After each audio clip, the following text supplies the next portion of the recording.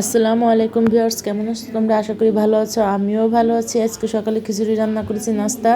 এখানে আমার নাস্তাটা আমি নিয়ে নিয়েছি, খিচুড়ি নিয়েছি, টমেটো, কাঁচামরিচ, পেঁয়াজ আর রসুনের পিকল নিয়েছি। এই পিকলটা আমি ঘরে নিজে তৈরি করেছি। এটা নিয়েছি, পিকলটা আমার কাছে খেতে ভালো লাগে, তাই আমি প্রায় প্রতিদিনই খাই। আর এই যে মাংস আছে, মাংসটা খাইলে খাবো, নাইলে নাই। আর এখানে দুপুরে রান্না করেছি মুরগির মাংস। আজকে আর কিছু রান্না করিনি। তারপরে বিকেলে একটু বাইরে বেরোলাম, বাইরের থেকে এই যে দুটো জিনিস কিনে নিয়ে এসেছি। এই জিনিস দুটো তোমরা তো সবাই চেনো, তারপর তোমাদের সাথে একটু শেয়ার করলাম, যেহেতু আমি কিনে নিয়ে এসেছি নতুন জিনিস দুটো। ওয়ালটনের থেকে আমি একটা মিক্সার গ্রাইন্ডার কিনেছি, আর এখানে কিনেছি একটা তোমার কেটলি।